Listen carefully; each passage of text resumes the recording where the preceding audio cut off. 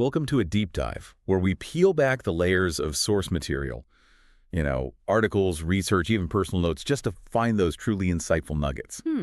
Our mission today is exploring this fascinating collection of sources that, well, at first glance, they seem to pull in totally different directions. It gives a really captivating look at the world's contradictions. Yeah, absolutely. You've shared some incredibly diverse material, and what really grabbed my attention right off the bat is how one of the main sources actually describes itself. Oh, indeed. Yes. We're looking at a radio program here that openly calls itself a comedy show. Right.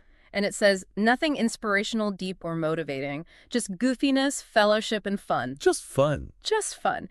But as we'll see pretty quickly, the very next breath, it dives into some profoundly serious, thought-provoking discussions. Current events, societal issues, you name it. Yeah. So that tension right there between the stated purpose and the actual content, that's kind of a perfect entry point for our deep dive into contradictions. Absolutely.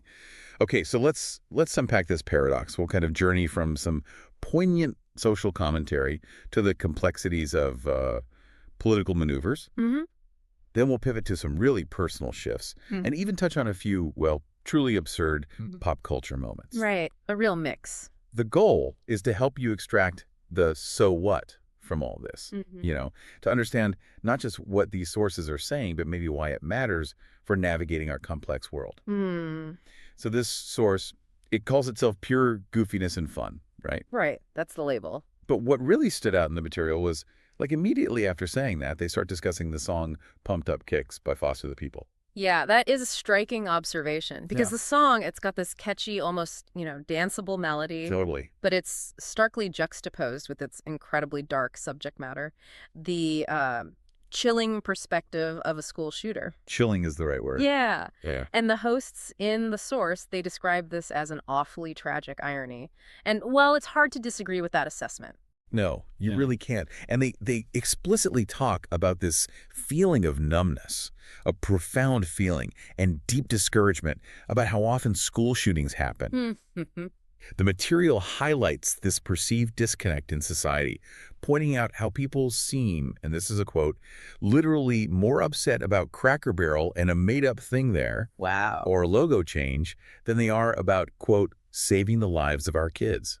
That's quite a comparison. It is. It makes you really ponder, what does this stark contrast reveal about our collective priorities? Yeah. Or maybe just our emotional bandwidth in this world where we're constantly bombarded. That is such a critical question. When we think about the broader implications, it really suggests a profound societal desensitization. The source implies that phrases like thoughts and prayers have maybe become this hollow substitute for meaningful action. Yeah, it comes through strongly. And it notes the tragic irony that the victims themselves, well, they were praying as it happened. So this initial contradiction where these sort of superficial concerns seem to overshadow grave human suffering, it sets a really powerful stage for the other contradictions we're going to encounter. Yeah. It forces you to ask, where do we draw the line between, say, coping mechanisms and just accepting tragedy? That's a heavy question. Yeah. And from grappling with that social numbness, the sources, they pivot pretty sharply, don't they? They do, right into the political landscape. Yeah, detailing what's described in the material as fundamental unfairness. We see examples of, well, not just systemic manipulation, but also this startling lack of concern for principles many might think are, sacred. Yeah, and a compelling aspect here is how easily the rules of the game, so to speak, can be bent or even outright broken. The source highlights congressional redistricting in Missouri, and the governor, Mike Coe, as the material calls him, is portrayed as acting purely to gain, quote, one more seat for a political figure.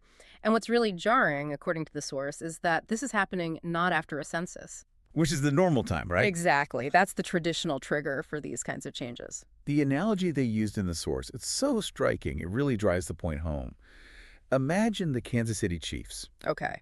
After winning 2 Super Bowls, deciding mid-game, oh, hey, we're going to get 12 points now when we score a touchdown. Right. Just changing the rules on the fly. Exactly. Changing the rules in the middle of the contest. It's not just about winning, it's about the basic idea of a fair game. Which the source suggests is just, gone out the window, and seemingly without much public outcry, which is another point they make. And this is where the source expresses this palpable frustration. It says people don't seem to care about that at all. Yeah. It challenges you, the listener, directly. It asks, if you aren't troubled by them fundamentally changing the rules, then there's something wrong with you. Strong words. Very strong words. And the material then connects this to broader issues, suggesting that if someone prioritizes, say, lower prices over fundamental fairness or over addressing racism, then that makes them, quote, a bad person. Wow. Yeah.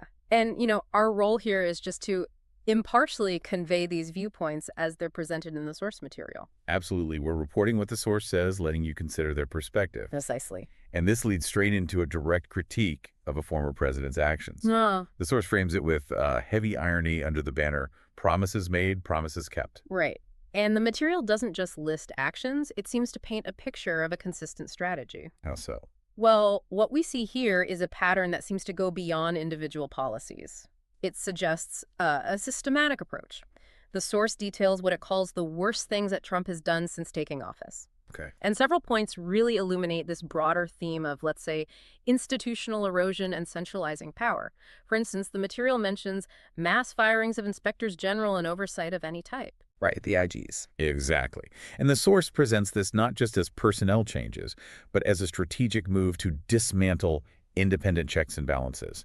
Basically, removing crucial watchdogs designed for accountability. Okay, I see the pattern you mean. And this extends to federal agencies, too, according to the source. It describes deploying federal forces, like the National Guard, to cities, but not for their typical duties, but to, quote, pick up trash and garden. Strange tasks. Yeah, and maybe even more controversially, the material points out these forces were cycled out at 28 days. Why? To prevent them getting higher pay after 30 days. Oh. So it's not just unusual tasks. The source implies this is a tactical use of resources, maybe to exert control or leverage, while also undercutting their pay. It speaks to a very specific kind of manipulation outlined in the source. Exactly. And placing this in a wider context, the source also critiques the impact on healthcare and the national debt. It references the One Big Beautiful Bill, which strips millions of healthcare and food aid, offering limited rural hospital funding. And increased the deficit up to $3.4 trillion. So these aren't just presented as budget figures. They're framed as consequences of policies that the source argues had deeply damaging effects on social safety nets and fiscal responsibility. And the discussion then touches on the former president's stance on flag burning. Right. Despite Supreme Court rulings protecting it as free speech, the source highlights his repeated calls for consequences. It frames this as a distraction from other, more substantive actions. A diversion tactic, basically. That's how the source presents it. And the material even includes this provocative idea for civil disobedience, burning a Confederate flag and a Trump flag, but not the American flag, as a form of protest. Interesting. Which suggests, within the source at least, a desire to reclaim the narrative of patriotism and protest from what it perceives as misdirection. And what's truly illuminating here, I think, is how the source ties these actions together. It also details how the CDC was, quote, hamstrung in their duties with funding cut, unable to make announcements without Trump's approval. Right, I remember reading that part. Yeah, leading to the ousting of a director, major resignations, and apparently a 75% reduction in food safety monitoring. 75%. Wow. Yeah. So the source argues this isn't just about controlling information, it's part of a strategic pattern, systematically dismantling independent oversight and expertise. It reveals, according to the material, a deliberate playbook to centralize power and suppress any dissenting narrative, no matter the implications for public health or democratic norms. And then, just for a moment, that the source describes as revealing sheer pettiness. There's the revocation of Secret Service detail for former Vice President Kamala Harris. This was 9 months into a year-long extension given by the current president. Okay. It's portrayed in the material as a petty and dumb act, intentionally putting her safety at risk, revealing a mean and vindictive approach that the source states quite plainly is on brand. This detail, while it might seem small compared to the other things, it underscores the personal, maybe even vengeful undercurrents that the source suggests run through some political actions. Yeah, that personal dimension adds another layer. It's easy to get kind of lost in the scale of those political issues, isn't it? For sure. But our sources also bring us right back to the intensely personal, showing that the drive to challenge a broken system, or maybe just improve your own life, often plays out in surprisingly human, sometimes even humorous everyday ways. Yeah, that's a great point.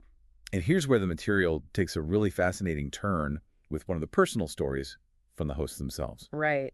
A deeply compelling aspect of the material deals with personal well-being and the courage it takes to actually prioritize it. Uh-huh. One of the individuals in the source, Boogie, announced he quit his job after 32 years at the same firm. 32 years, that's a long time. A very long time. And he vividly describes the workplace culture as, quote, toxic as hell. A crazy project was involved, and he cites middle management as a key factor in his decision to leave. He just reached a point, it sounds like, where he felt he couldn't take it anymore. And the decision brought this huge sense of relief. It even led to him physically looking lighter, and his blood pressure improved. Amazing. Yeah. Despite not having a new job lined up, he says he's happy because it was his decision. And apparently, he's now considered a legend around here for leaving on his own terms. Huh. Good for him. It speaks volumes, doesn't it? Yeah. About prioritizing health and conscience over a long-held career, even one spanning 3 decades. It's a personal contradiction, in a way. Yeah. That's security versus peace of mind. Absolutely. And when we think about the broader implications, this kind of bold decision, while it must have been scary, Oh, for sure. it can be profoundly transformative. It definitely parallels the earlier discussions we had about difficult choices and challenging a broken system, but this is on a deeply personal, really relatable level. Yeah. It highlights individual agency, in the face of stifling circumstances.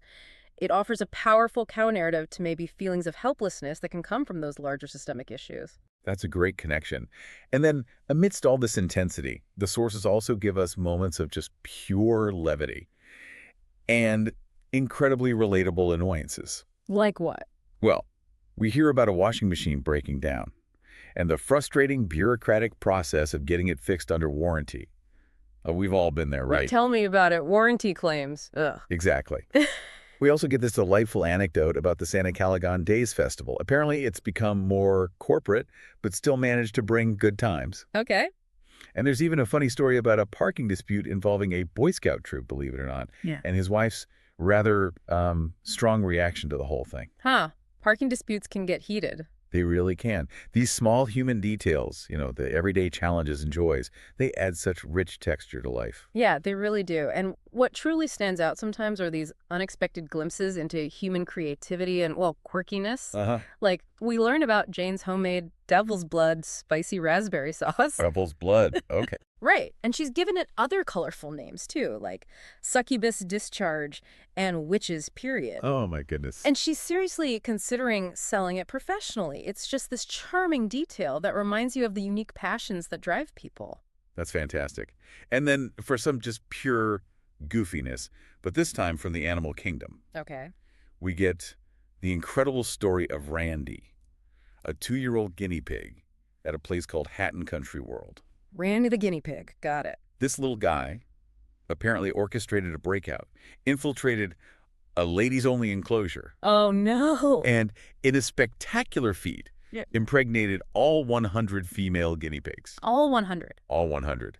Leading to an expected 400 baby guinea It's pigs. 400. Wow. And the best part, he was found looking a little thinner and more tired than usual. I bet he was. That's Yeah. quite an understatement. Isn't it? That's just amazing. That anecdote, it perfectly highlights the unexpected, often amusing aspects of the world that just defy all expectation, doesn't it? Totally. It's a wonderful reminder that amidst all the human struggles, the animal kingdom provides its own brand of chaos and charm.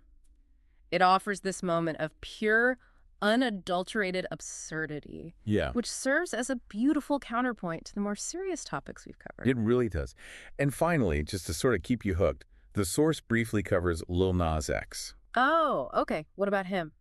being charged with felonies after walking the work. The source clarifies, in underwear, not naked on a Los Angeles street, and allegedly charging at officers. Right, I think I heard something about that. Yeah, the behavior is called uncharacteristic in the material, and he's been ordered to outpatient drug rehabilitation. The source links this to previous reports of facial paralysis he'd experienced. So it's another example, really, of life's unpredictable turns where maybe public spectacle meets intensely private struggle. Yeah, a complex situation there, too. So what does this all mean when we try to bring these really disparate threads together?